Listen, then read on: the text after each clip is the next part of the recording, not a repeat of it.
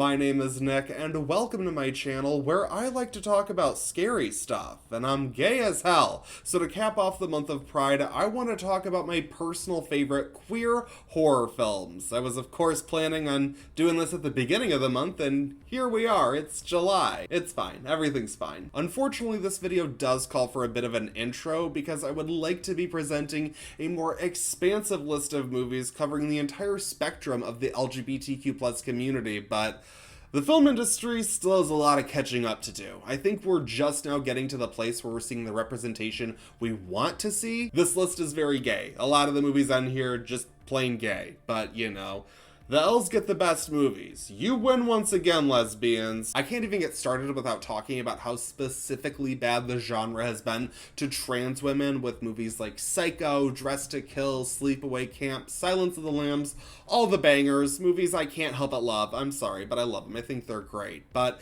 plenty of other better trans YouTubers out there have covered this specific topic. Of course, ContraPoints did the holy grail of videos, so you should check that out. What I mean to say is that this is just my opinion, and I want to talk about movies that entertain me personally as a gay horror fan. Some of these are problematic, some of these just aren't gonna work for everyone. This is just my opinion. Welcome to YouTube, bitch. Final disclaimer, because I know there's going to be at least one troll who is like, these aren't even horror movies. I know. I'm telling you right off the bat that I am reaching here in trying to fill out a top 10. We've got some psychological thrillers, some straight up comedies, a musical. I am just trying to have fun with this video, and I invite you to come along and have fun with me. And if these movies don't work for you, please share your favorites in the comments. I want to hear your top 10. With all of that out of the way, let's get into my personal favorite queer horror movies. You've seen all kinds of movies, but you've never seen anything like the Rocky Horror Picture Show. Number 10 is the Rocky Horror Picture Show, a wacky 70s musical comedy about young Brad and Janet who break down in the middle of nowhere and take refuge at a secluded mansion where the cross-dressing Dr. Frankenfurter is up to all kinds of crazy experiments. These characters embrace themselves as they hop from one musical number to another, getting gayer and gayer along the way. Interestingly enough, the queerness is kind of used as a substitute for horror elements, and embracing one's sexuality and identity is probably the closest thing we have to an arc here. This movie broke barriers in terms of challenging gender norms. I mean, hell, in my small town in Michigan even, every year around Halloween, some local theater does a production of the Rocky Horror Picture Show. There's always a midnight screening of it at the Art House Theater. It doesn't matter if this movie isn't loaded with blood and guts. We all love it. I don't even like it, and I'm pretty damn sure I love it.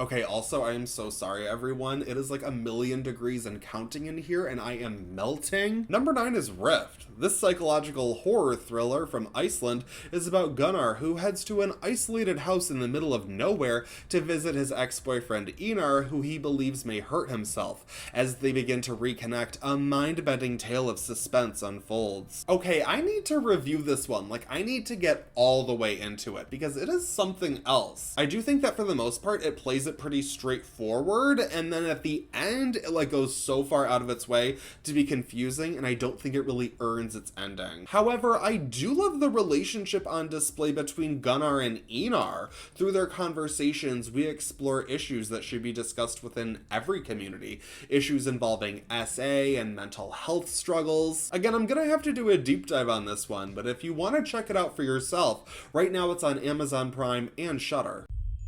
Hello?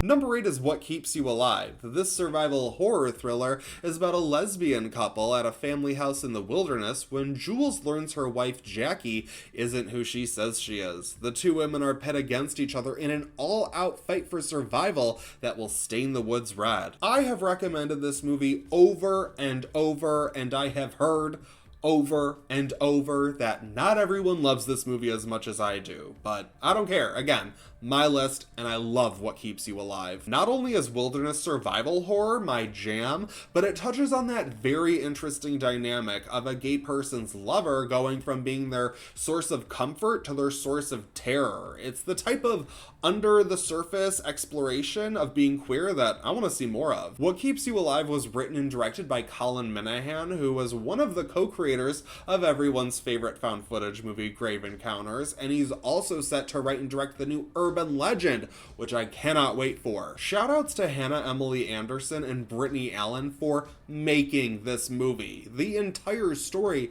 rests on their performances, and Anderson conveys this subtle madness, while Allen is perfect as the audience character we want to root for. I get it, I might be alone in the fan club, but if you want to check out What Keeps You Alive for yourself, right now it's on Netflix in the US. You must be confused. I mean, why would your wife do this to you?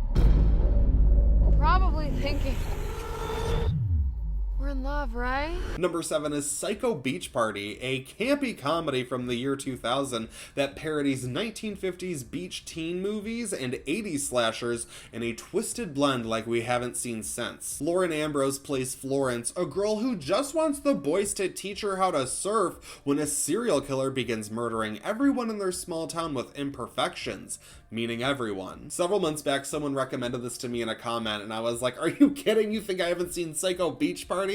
But I actually hadn't since I was a teen, and I've now watched it 3 times in the last month because it's insane and amazing. So many people throw around the term camp for things that they find silly but fun, but this is actual camp. This is what camp is. If you are not trying to be Psycho Beach Party and you want to be campy, well, you're doing it wrong. While the gay characters aren't the main focus of the movie, the entirety of it is as gay as it gets. And it's totally worth watching just for the queen performances from Lauren Ambrose, Amy Adams, and Beth Broderick.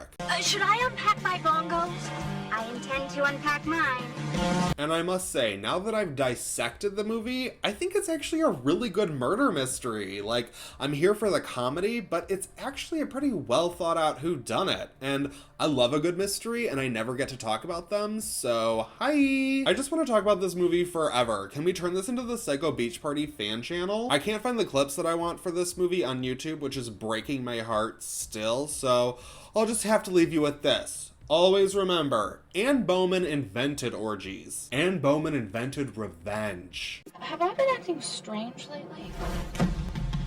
Who do you have to get a hot dog in this dump? What? Number 6 is Lyle, an hour-long psychological horror drama about a lesbian couple who move into a new apartment at New York City. As strange events begin to unfold, our protagonist Leah believes her neighbors are out to threaten her family. I just did a full review for this where I praise it for like 6 minutes straight, and you can watch that video, but I have to address that in it, I 100% misgendered the director, Stuart Thorndike, and she was very kind and correcting me on Instagram, and I really appreciate that. I own my mistakes, and that was a very stupid one on my part, so at the very worst, if you're done watching me, go watch Lyle. Head over to Shudder. It's so good. That room has never been a nursery before.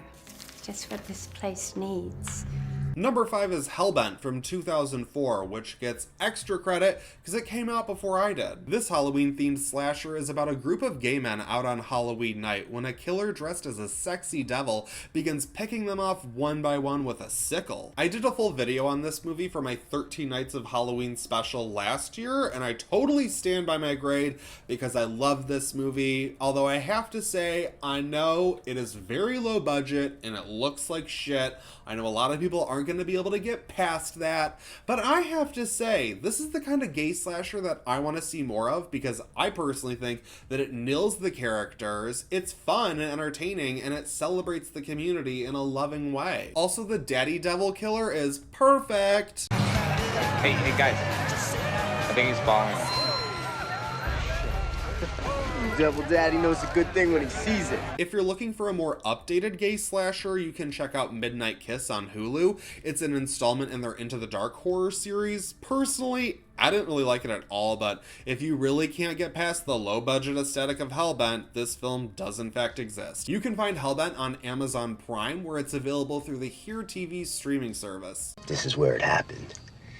Less than 18 hours ago, 2 gay guys were murdered on this spot. Oh, shit!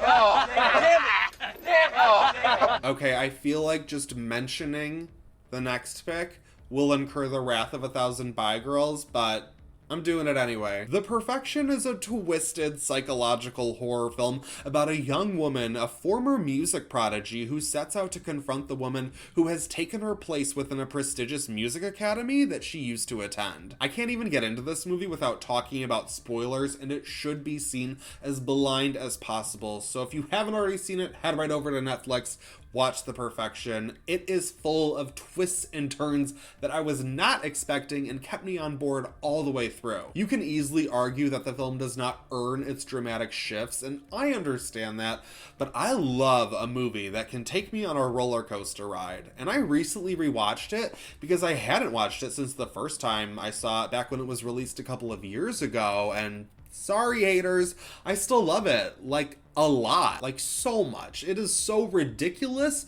and over the top, but I view it as a modern exploitation film that takes risks I wish many more movies would take, and I'd say if you're willing to go along for the ride, it will take you to the moon and back. As for the gay elements, the one early minor spoiler I have to give is that our 2 lead characters, played by Allison Williams and Logan Browning, engage in a relationship like right off the bat, like a good 10 minutes in. Like, we're made to think that there's gonna be this bitter rivalry between them and the whole movie is gonna be like one big cat fight, which honestly is what I was there for. But I love that immediately the 2 characters are like magnetically attracted to each other. They have this like appreciation and respect and adoration for each other that, like, even though they're like hopping into bed a good, like 10 minutes into the movie, like I thought it was done so well, and I loved the progression of the relationship together, at least in that beginning portion. Obviously things get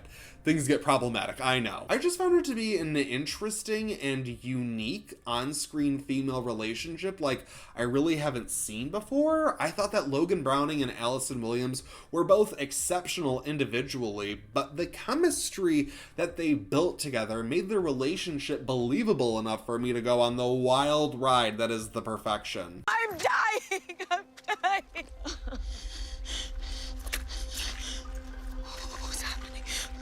What's happening? Oh my god. You know what you have to do?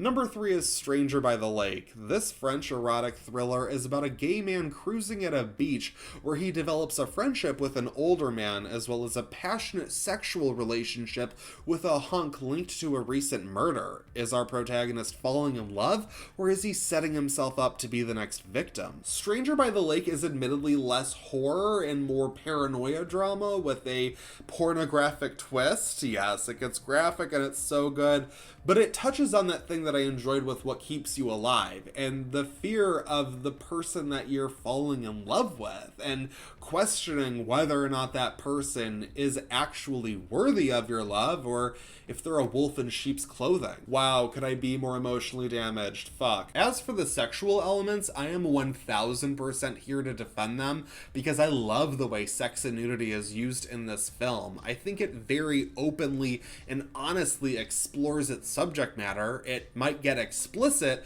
but it's not exploitative. I love Stranger by the Lake. I really wanted to do a Shudder review, but it was removed from Shudder, so I'll tell you now, you can find it on the Strand releasing streaming service, which has a bunch of gay stuff, and again, easily accessible through Amazon Prime. I love you, Amazon Prime. Not sponsored. I wish, though. Ok, il est beau, il est bronzé, il est musclé, il est bien foutu.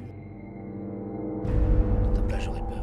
Number 2 is A Nightmare on Elm Street Part 2 Freddy's Revenge, which I will just be referring to as Freddy's Revenge for this video. Oh yes, it is finally time. Freddy's Revenge is the first sequel to A Nightmare on Elm Street starring Scream King Mark Patton as protagonist Jesse, who has just moved into Nancy's old house as scary dreams and homoerotic urges leave him questioning his reality as the diabolical Freddy Krueger tries to take control of his body. Jesus fuck, I have so much to say about this movie and I cannot wait to do a full video on it because I could go through this movie scene by scene explaining why it is a gay horror masterpiece. May from Nick Spheres already did it, but I want to do it too. I'm actually about to rant about it for a while, so there's your warning, but I grew up hating this movie. Like, before I even knew I was gay, I felt personally victimized by Regina George because this movie was clearly written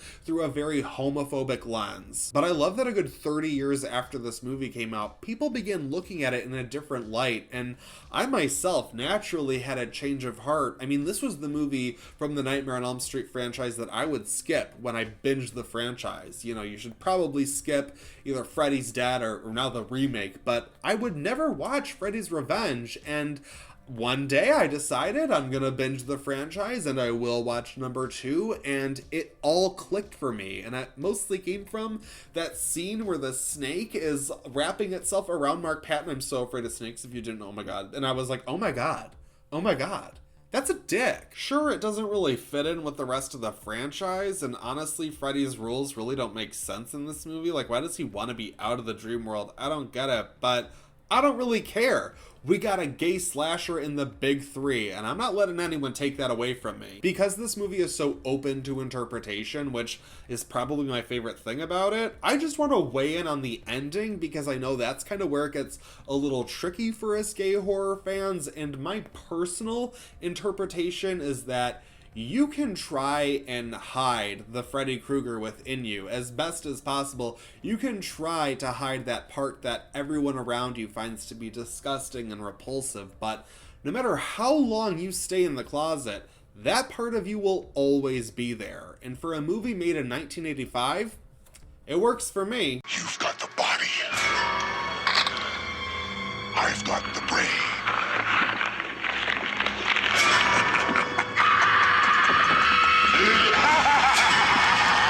I want to take this opportunity to throw out a quick bonus recommendation because I have to talk about Scream Queen. It is a documentary about Mark Patton's return to the horror community, going to conventions and whatnot, and it follows his entire journey as he was a rising actor and how Freddy's Revenge basically ruined his career and his life, and then how like 30 years later it also kind of saved him and made him a king. This documentary touches on something really important today, and I know the internet loves to bitch about cancel culture, and this movie, I think, was a prime example of the conversation that people should be having, because in Scream Queen, I'm sorry to ruin it, I'm not going to fully ruin it, you still have to watch it, but the most interesting thing for me was the fact that screenwriter David Chaskin actually admitted that he wrote Freddy's Revenge to be homophobic while also playing dumb and saying that Mark Patton's performance was just so gay that it ruined the movie.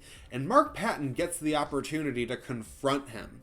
And what I love about this so much was that it wasn't about being on one side or another, and we can all, I think, obviously say David Chaskin not in the right here, but the conversation that it's had is what I think is so important, because it truly is about accountability and about coming to the table to have that conversation and being understanding. It isn't just about being on one side or another, and I found it to be really interesting, and I think there's something there that we could all learn from. And I want to share this quote from Mark Patton in the documentary because it straight up shot me through the heart. He said, "I take the bricks others throw at me and I build a foundation with them."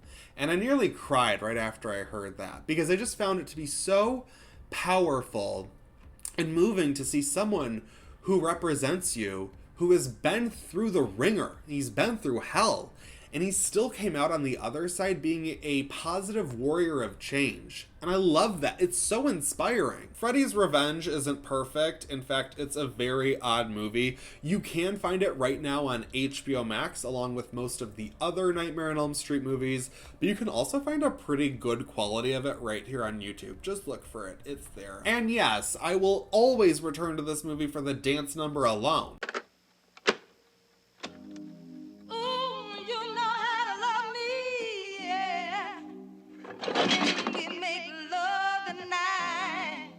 How do you like that, man?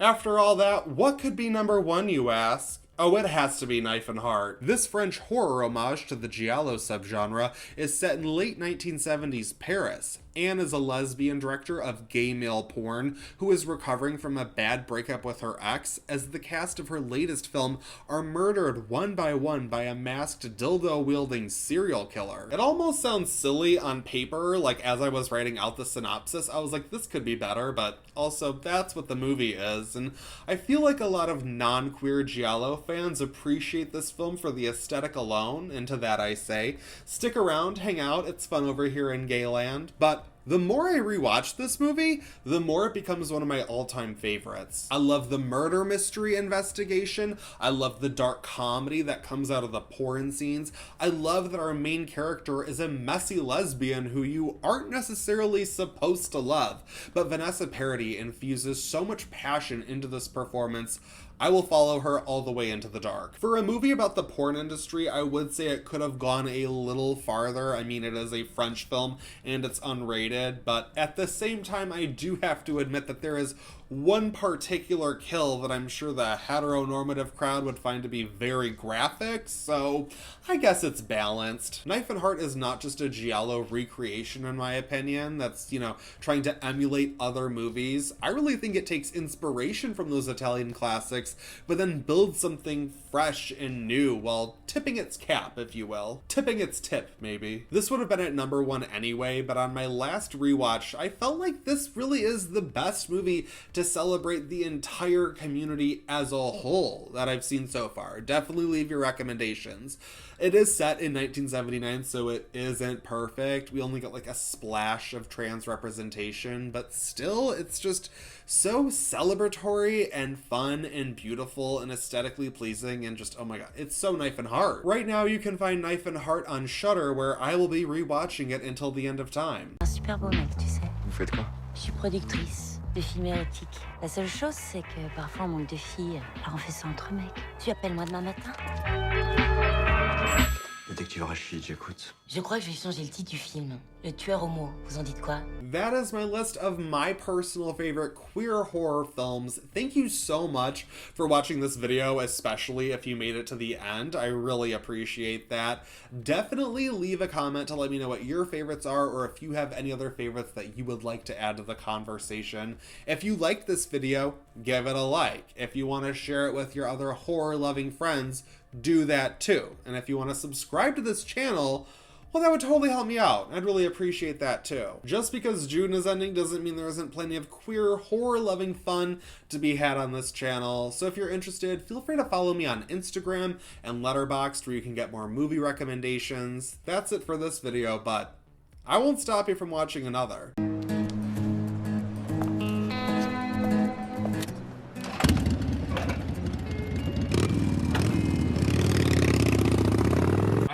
Out my shirt, like, hello, isn't this so cute, Warner Brothers? Gotta give you like a view from behind, for the tops.